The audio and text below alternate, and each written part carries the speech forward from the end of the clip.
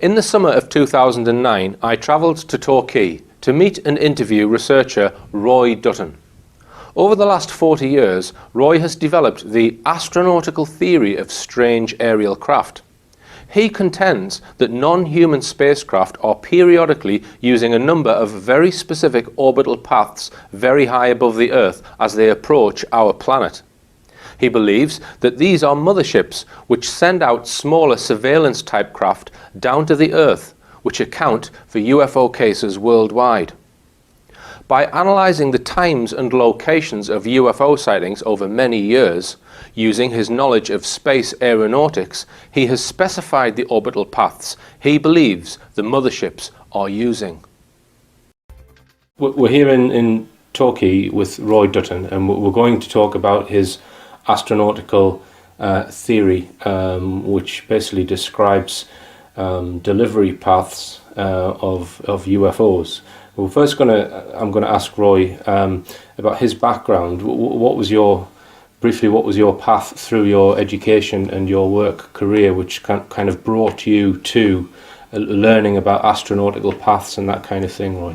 Well, I began in the mid-1950s as a 5-year engineering apprentice, professional engineering apprentice with Avro A.V. Rowan Company in Manchester.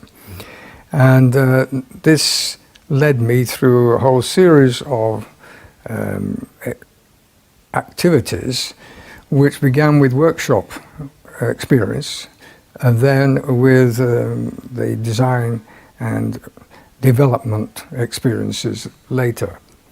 And what was going on at that time was that they were producing the Vulcan bomber, V-bomber for the Air Force, and also the Shackleton research craft, or maritime reconnaissance craft, I should say, and the weapons division, Avro Weapons Division, was producing the blue steel standoff bomb, as they called it, which was a rocket-powered cruise missile, supersonic missile.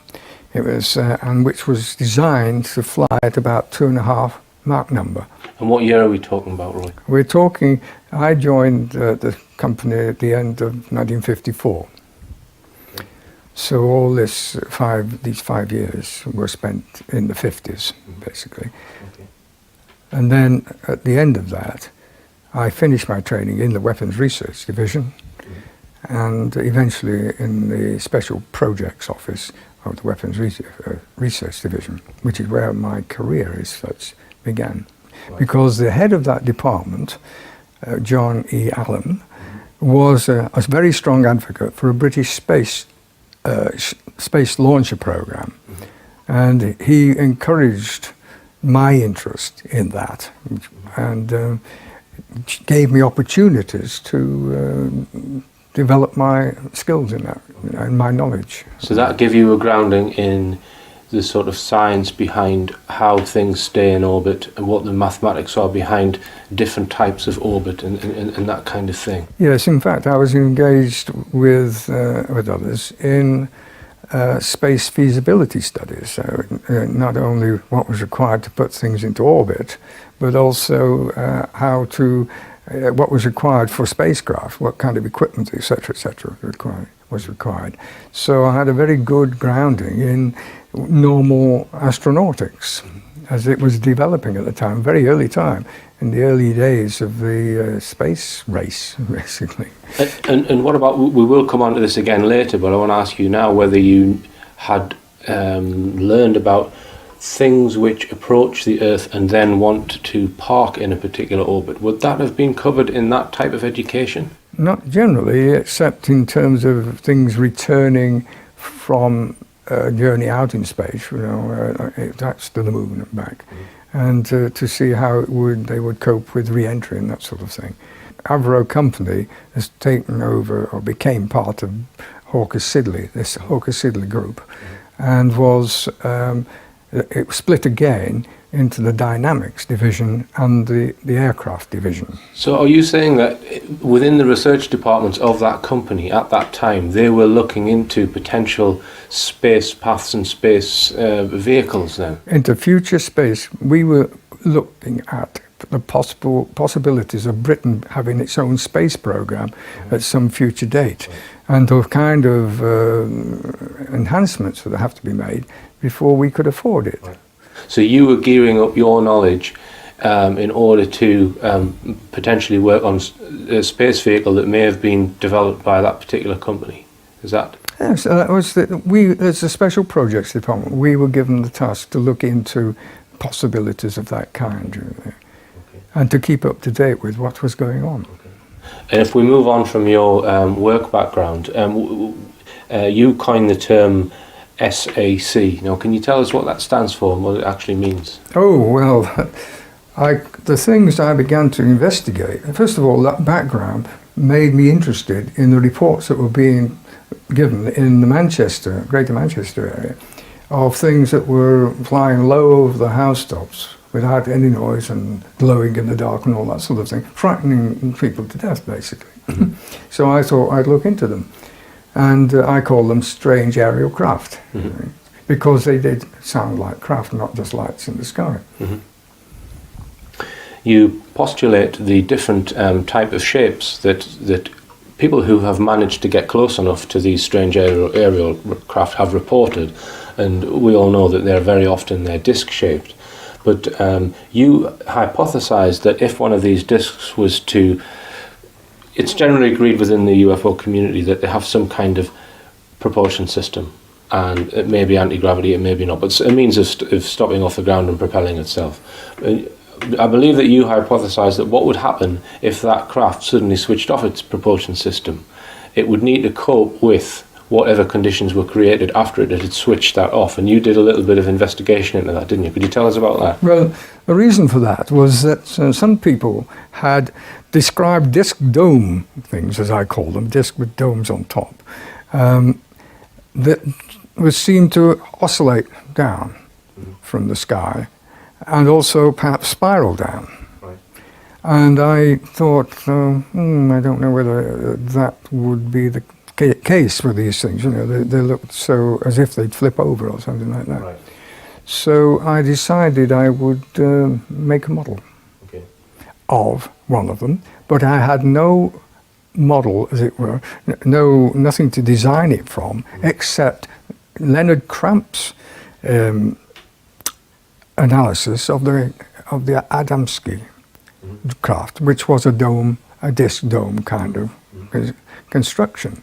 So I built a scale model of that, only 6 inches diameter, and I tried to figure out how the weight distribution might be have been created, and to check out the oscillation rate and so on beforehand. Then I tried dropping that model from a great height, as high the highest step ladder I can find, basically, and watched what happened. And I discovered that, sure enough, it oscillated down like that very nicely, quite rapidly, quite quickly. And if I put a bit of spin on it, it would then spiral down. Okay, so it wouldn't flip over. I timed those drops, and I worked out what the mean rate of fall was, and then scaled that up to what I thought might be the full scale, which was again a guideline from Adamski, which said it was 35 feet in diameter. So I scaled up the effect from the small model to that scale, and I found that the rates of descent were very similar to those described by the eyewitnesses. So it seemed to me that one explanation for this oscillating behavior was in fact an aerodynamic effect of the thing dropping, losing height by either of those two methods. You see. But so it was in free fall, but undergoing air resistance as it fell. Yes, and with the air breaking off it. Okay. Okay, and then you then started doing analysis of lots of different reports of these strange aerial craft, and I believe that you did some analysis on sightings from 1967 on a map. Well, that's where it all started in 1967. That's where all these, in the late summer of 1967, that's when all these sightings started to occur. Right. And so it started from there. And in addition to analysing the things that were being described, and the colours and the changes of colour and all that sort of thing, as the thing changed its attitude, I also checked where the things were concentrating on, where they seemed to be concentrated, Right. and looked at the areas Right. where these occurred, and also the kind of things of interest, perhaps human interest, that could be associated with them. So you plotted a map of the UK where you had a point for every sighting of a similar characteristic, and what did you find from that 1967 map? Well, I found very surprising sort of results, because I expected they might have been, if they were coming from outer space and they were actually investigating our development here, that they might be interested in our technology. Yeah. So I was looking at things like transmitting stations and railway airports and that sort of thing, and also reservoirs. And, but as a last minute sort of thought, and the reason for this was, I'll tell you about shortly, I added historical sites. Marked historical sites that were on the map, you know, ordnance survey maps. And the reason for that actually was because the first analysis I did of these, the distribution of these events in northern England mostly, well down to the was that one of the centre line of that very narrow band of only 35 miles wide actually went through Stonehenge. Right. Also, if I put a path, rather a band, twice that width across the southern county, southern county's sightings, and put a centre line through that too went across the other line at Stonehenge. And I thought, well, that could be just a fluke, you know. Yeah. It wasn't something I took very seriously, but I added to the list of the things I was looking for when I did the other analysis. Okay. So you compared all of these different locations with locations of motorways, of ancient sites, and you know, nuclear, perhaps military bases or something like that. All different things. Yes. And what did you find was the most common thing where UFOs were being seen next to them? Well, the amazing thing was that 77% of all the sites had ancient connections. Right. Okay. And there were, you know, other quite high proportions in the other areas too, but that was the highest, and that really stunned me. Although the trouble was, it wasn't a proper statistical analysis, because I didn't look at the relative abundance of all these various things, you know, on the earth, on the countryside, I should say. So. And there was another map, similar map in 1971. Am I right in thinking that? That's right. I did it again in 1971 because another spate of sightings at that time. And how did that compare and to that 1967? came out very similar to the first one in the northwest area. Okay. But it was skewed more to the northwest. Okay. So it didn't go. That line didn't go through Stonehenge. I mean, it's a different pattern, but very similar. And they were described as fireballs between that time, 67 to 71. There were quite a number of. There was quite a number of fireballs seen at that time in that period. So these fireballs that you're plotting on these maps, how would you answer a skeptic who might say that, well, they're obviously meteors that have been spotted here? No, these were not meteors. I mean, I know the difference between a meteor and one of these things, and a fireball. You know, I thought they were more like plasma balls of plasma, glowing plasma. They they could be very slow, slow moving, very bright, and yet they didn't seem to be leaving any sort of trail behind them. They could move very quickly sometimes. They maneuvered sometimes. And I thought, well, this sounds as if they could be it sounds as if these could be being artificially controlled. Right.